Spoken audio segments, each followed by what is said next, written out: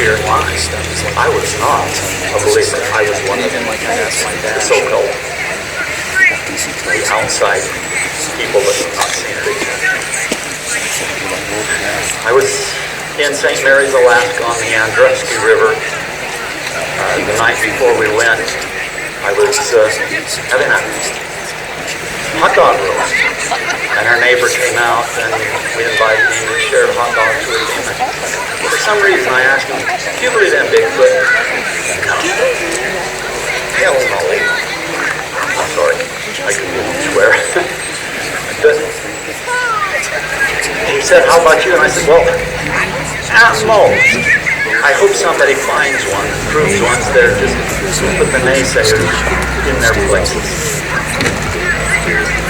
Fast forward, next day we're on a boat going up the Andrusky River fishing. We're back up. The week before, just a few days before, we were in his Aronka Champ airplane, my son-in-law. Two-seater, and we fly over 8 bears, and this one, they're on the side of the Andrusky, just a few yards away from the river, stands up, and he flies over. My son says, that's the biggest bear I've ever seen. That's at least 10 feet, and we know it was 10 feet because on our second pass he dropped down to about 14 feet off the river, and he was about as far as me to this bucket from the end of his wing. So I know what a 10-foot bear is looking like, and I know that he was growling. I couldn't hear him, but that sucker wanted our tires. I thought he was, I could see it in his mind. I want to rip your tires off. Okay, next. Now it's Saturday. We're up the Andrusky River fishing. The salmon have gone bad. Skin falling off. They call them zombie salmon up there. And they were not biting. So the kids said, we want to go swimming. My grandkids jump them off on a sandbar, one of the few sandbars there. And they call it swimming. It's one dive, and then they're out of the water trying to get warm and waiting for the next half hour. But they love it. Oh, they're tough kids. Okay. My son-in-law says, anybody want to go fishing on the boat? And I said, let's go after some of those steelheads. I'm tired of fishing for salmon. I've been up that whole sandbar, and there was nothing biting but zombies. And so we get in. I'm going to go fast forward because this story is big and long. We go around a tributary in the river. But, as he stood up, I said, that's either Bigfoot or Andre the Giant dressed in a costume. It can't be anything else. And I raised my voice from whisper, and the Bigfoot heard me and stood up. And when he stood up, God, it's so massive, right here in this neighborhood. Wide. So tall, so muscular. It was just absolutely jaw-dropping. I can't explain to you how incredible it was. Stop here. Prior to this, I went to the Huntsman Institute, diagnosed with melanoma cancer, and sent home to die because I refused chemo and radiation. I don't want to get into that story, but there's a miracle behind that. I am one of God's miracles. If anybody's interested, I can share that with you, but I don't want to now. They scout me, and I went to see my grandkids possibly for the last time. My daughter. A lot of people die within 3 years, I've heard. Okay, now I'm seeing the most magnificent creature in my lifetime. Sentenced to die. I want you to picture yourself how I might have felt. Dear God, thank you.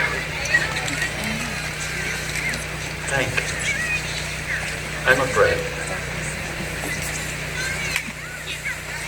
Well, he heard me He looked at me for about 10 seconds. And he turned, took 2 or 3 steps, and fell to his knees, raised his hands up, went down on the tundra. Now I would sink about 6 inches in the tundra every step I took. It's like walking on 2 big mountains, soft mountains.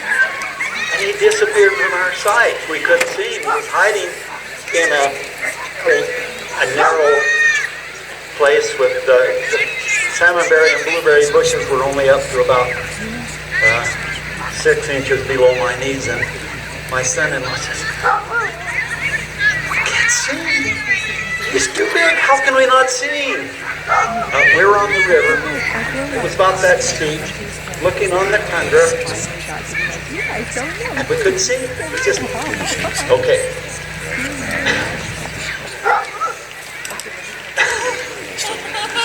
I started singing to him. I can't tell you, I used to milk cows and I'd sing to the cows.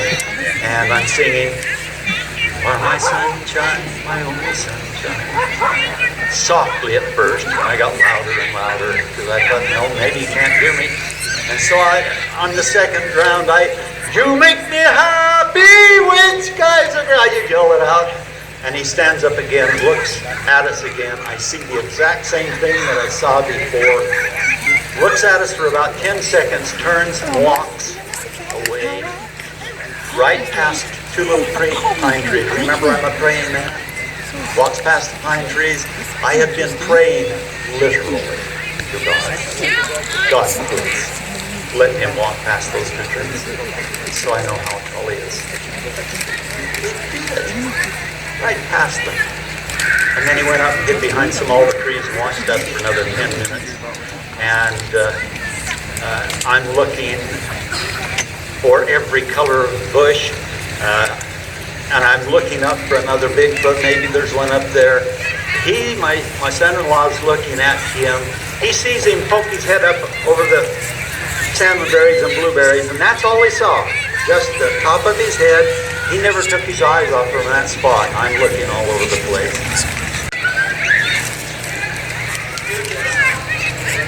Oh, I can't go that high. With a little bit of a gurgle to it. Sounded like a giant Jurassic bird from that movie. And I said, "What is that? I've never heard that before. I've never heard that before." And he's 100 years of hunting.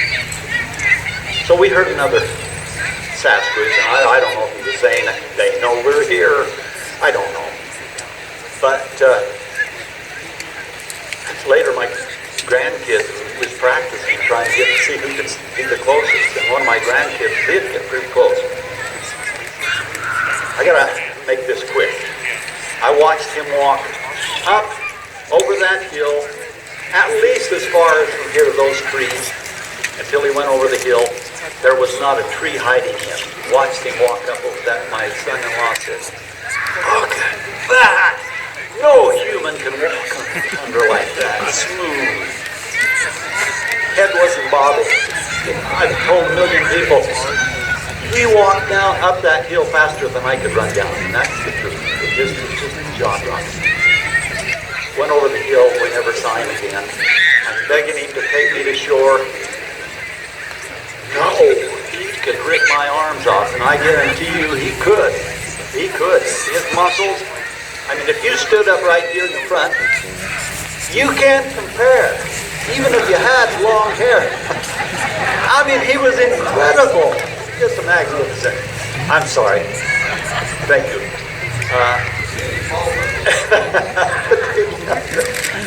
Anyway, we never saw him again, but we did load up the kids and the family. I begged them to take me to shore. He wouldn't. No, he ripped my arms off. He said that several times.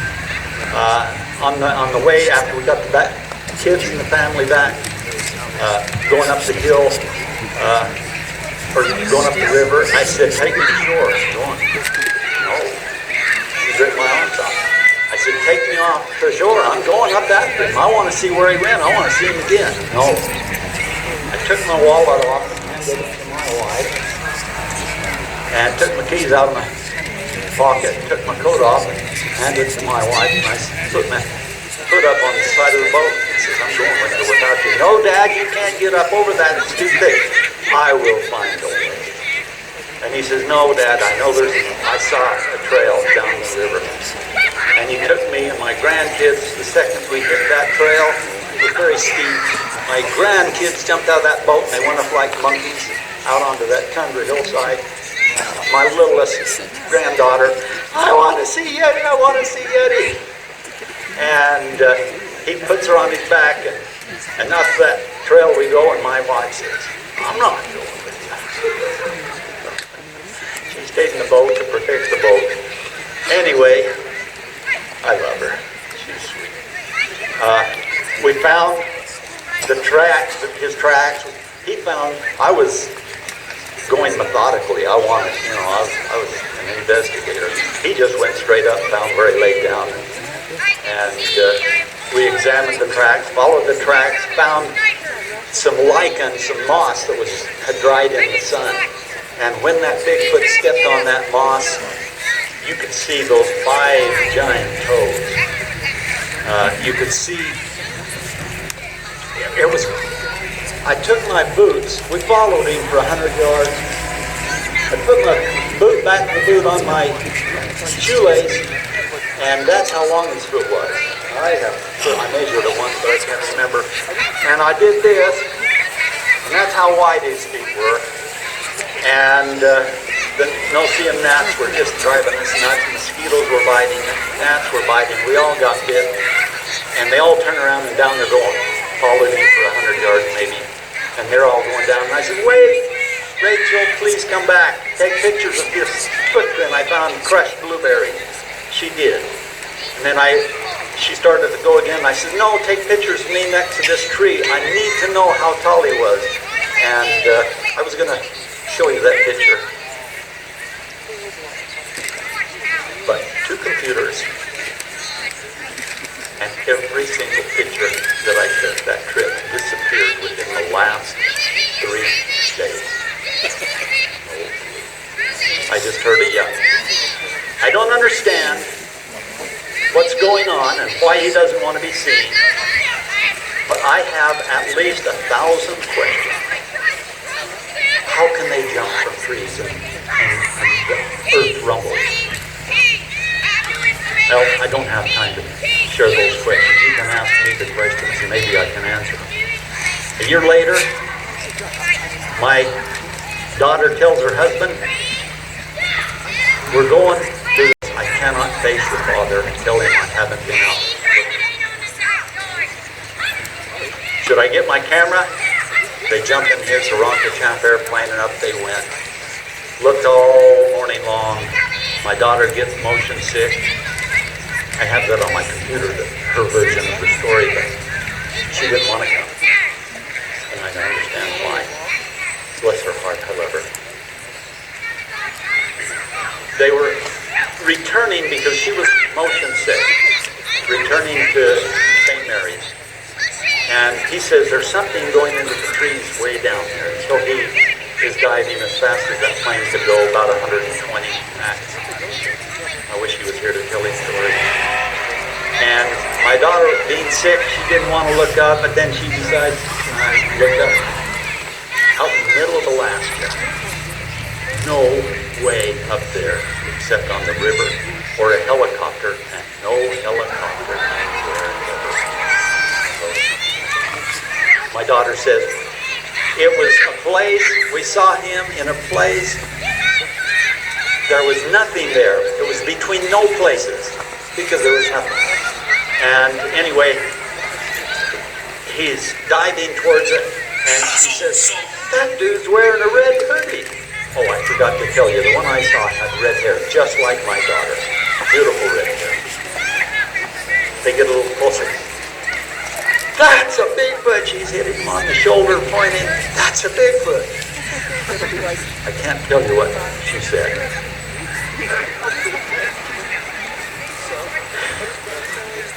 But I have his version of the story recorded, and that was priceless. And she pulled her camera up and got 2 pictures. One is very, very glory, a long face. Another picture is pretty darn good. As good as any of that I have seen. However, they're gone from both computers. Oh boy. Sorry.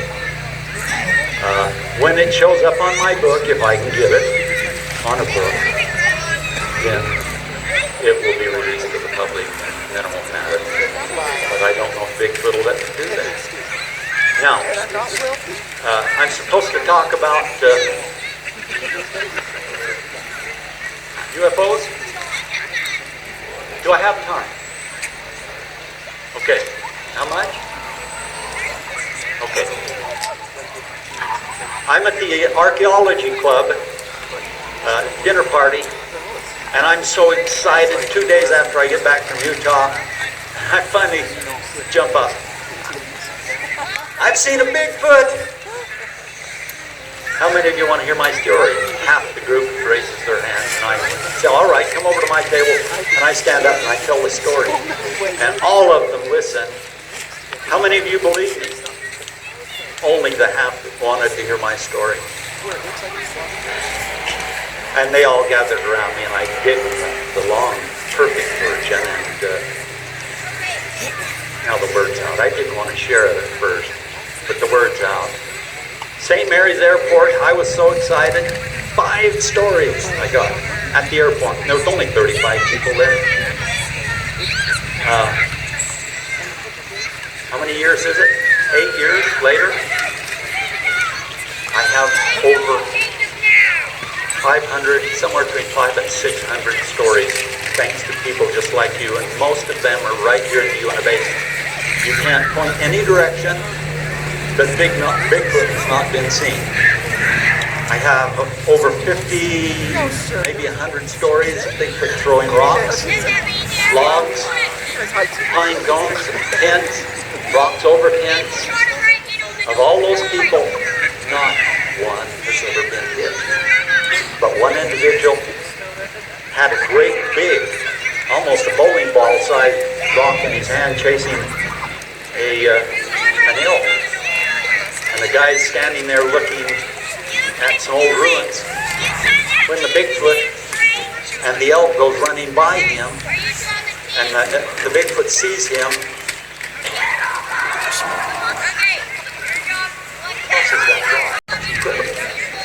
piece of the puzzle. My wife tells me I've talked long enough. You want me to quit? All right. You want to do questions?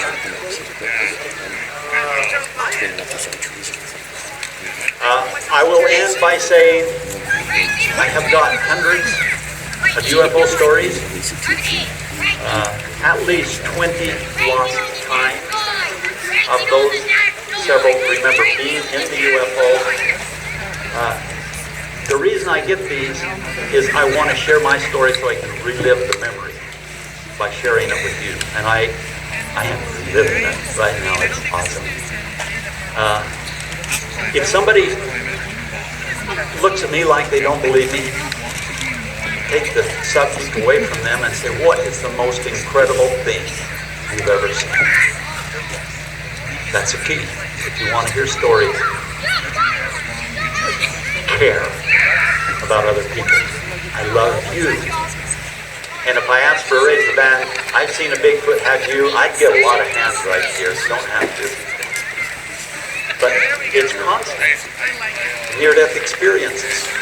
People that have gone up the tunnel. People that have seen skinwalkers. People that have seen what they call the water babies, the little people, little trolls, little strange things that I never believed in any of these things all my life. But I've got all these stories. What do I do with all these stories? I have to believe. If I want you to believe me, I have to believe you. And that's what I do. People see the sincerity in my mind. Questions, please.